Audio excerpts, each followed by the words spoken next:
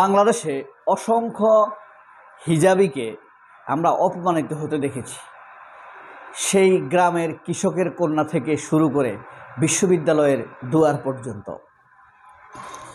বিশ্ববিদ্যালয়ের সুচিন্তিত সুশীল শিক্ষকরাও হিজাবকে অপমান করতে ছাড়েননি।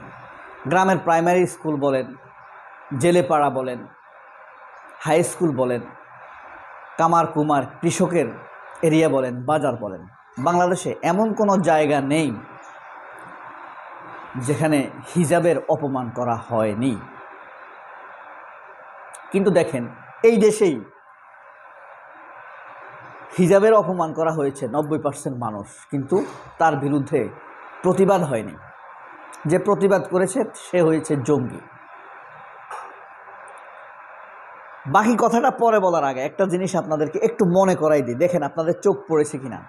খালেদা জিয়া এখন হিজাব পরেন। হিজাবের ছায়ায় বিএনপি।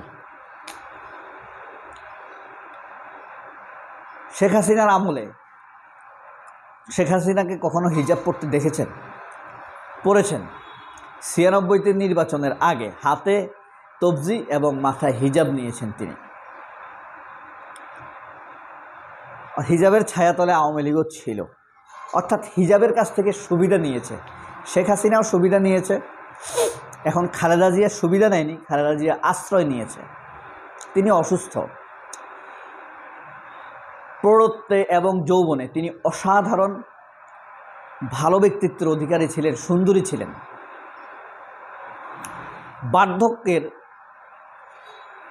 বার্ধক্যকেও অসুন্দর বলা যাবে না, বার্ধক্যের একটা সৌন্দর্য আছে, বৃদ্ধের একটা সৌন্দর্য আছে, কিন্তু তিনি স্বাভাবিক বৃদ্ধা নন, তিনি অসুস্থ।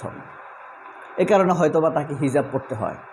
এ কারণে আমি বলি, হিজাবের আশ্রয়ে খালেদা জিয়া এবং এই হিজাবের ছায়ায় সমগ্র বিএনপি। কিন্তু প্রশ্ন হলো আরেক জায়গায়। এই যে বাংলাদেশে আমরা টিপ কাণ্ড দেখেছি, আপনাদের মনে আছে? কোনো এক মহিলার দিকে কোনো এক পুলিশ সদস্য তাকিয়েছে, সেই মহিলার কপালে টিপ ছিল।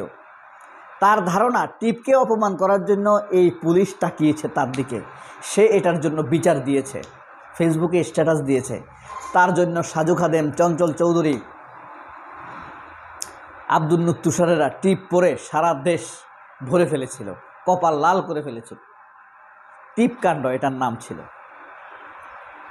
দেখেন, একটু টিপের দিকে তাকিয়েছে, তার মনে হয়েছে যে এটাকে সে মানে ভিন্ন ছিল, অস্বাভাবিক ছিল তাকানো। এটার জন্য সারা বাংলাদেশ তোলপাড় হয়েছে। কিন্তু বাংলাদেশের কোথাও হিজাবের উপর আক্রমণ হয়েছে, পরীক্ষার হলে হিজাব খুলে ফেলেছে, ইউনিভার্সিটির হলে পরীক্ষা ফেলেছে, অ্যাডমিশন টেস্টে হিজাব খুলে ফেলেছে, প্রাইমারি স্কুলেতে হিজাব খুলে ফেলেছে, বাজারে, রাস্তায়, গাড়িতে হিজাবকে অপমান করা হয়েছে। কোথাও এই নিয়ে প্রতিবাদ হয়েছে বলে আমি দেখিনি। এখন কথা হলো, আওয়ামী লীগের এক দুঃশাসন তো গেল, বিএনপি কি সেই মানসিকতা বজায় রাখবে? ধরেন, হিজাবকে সম্মান করা, হিন্দুকেও আপনি সম্মান করেন, মুসলমানকেও সম্মান করেন, কিন্তু এটা তো ভারত না। ভারতে যেই হারে মুসলমানকে টর্চার করা হচ্ছে, আওয়ামী লীগ সেই হারেই একইভাবে মোদিকে অনুসরণ করেই, বজরং দলকে অনুসরণ করেই, জনতা পার্টিকে অনুসরণ করেই, শিবসংঘকে অনুসরণ করেই বাংলাদেশে মুসলমানদের উপর অত্যাচার চালানো হয়েছে। ভারতে যেভাবে মুসলমানদেরকে কথায় কথায় জঙ্গি সাজিয়ে বিভিন্নভাবে হত্যা, নির্যাতন, অত্যাচার করা হয়, বাংলাদেশে একই অবস্থা। ভারতে যেরকম পথঘাটে, রাস্তায়, বিশ্ববিদ্যালয়ে সুযোগ পেলেই হিন্দুরা ছাত্রীদের হিজাব নিয়ে টানা হেঁচড়া করে, অপমান করে, বাংলাদেশেও শেখ হাসিনা একই রকম করেছে। ছাত্রলীগ, আওয়ামী লীগ, যুবলীগ একই অবস্থা করেছে। এখন কথা হলো, বিএনপি এর চাইতে ব্যতিক্রম হবে, এই ব্যাপারটা আমরা কিভাবে ভাবব? কারণ একইভাবে যে চাঁদাবাজি করত আওয়ামী লীগ, ছাত্রলীগ, যুবলীগ, ঠিক সেইভাবেই চাঁদাবাজি করছে আওয়ামী লীগ, ছাত্রলীগ, ছাত্রদল, যুবদল, শ্রমিক দল। এরা স্টেজ কিন্তু ঠিকই বজায় রেখেছে।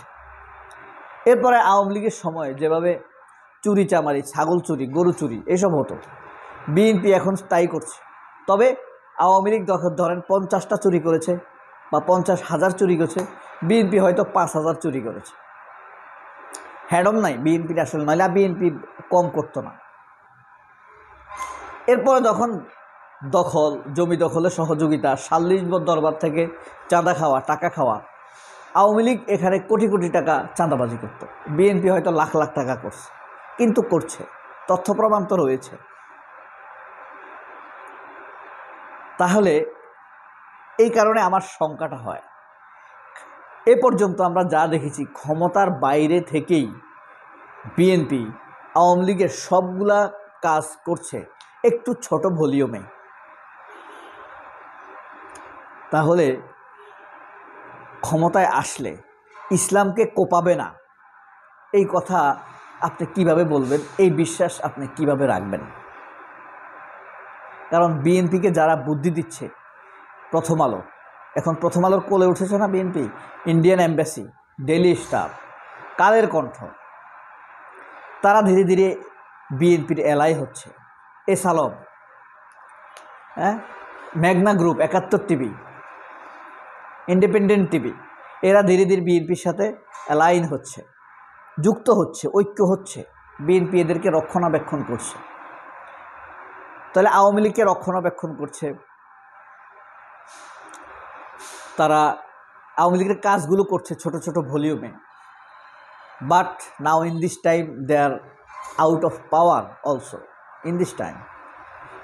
এই অবস্থায় তারা এই পরিস্থিতি করছে। তাহলে পূর্ণভাবে পাওয়ারে এসে গেলে তারা এগুলো করবে না। কেন করবে সেটা বলি। রাজনৈতিকভাবে, আদর্শগতভাবে, মেন্টালি বিএনপি কিন্তু আওয়ামী লীগের চাইতে দুর্বল।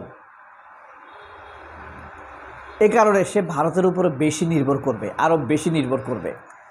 ভারত যা করতে বলে তারা ভারতকে খুশি করার জন্য তার চাইতে বেশি করবে, কারণ নিজের শক্তির উপরে বিএনপির ভরসা নাই। এ কারণে এমনও হতে পারে বিএনপি ক্ষমতায় আসলে মুসলমানদেরকে, ইসলামদেরকে আরও বেশি কোপাবে।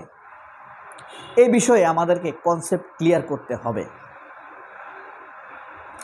বিএনপির ক্লিয়ার কিন্তু অবস্থান নেই যে মুসলমানদের উপরে তারা অত্যাচার করবে না, এই ধরনের ক্লিয়ার কাট কোনো কথা বলেনি। শরিয়া বিরোধী আইন করবে না, মাদ্রাসা বন্ধ করে দিবে না আওয়ামী লীগের মতো,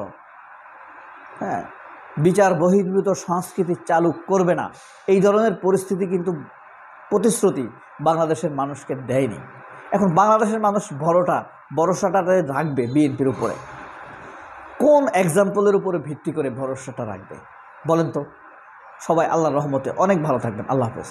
আসসালামু আলাইকুম।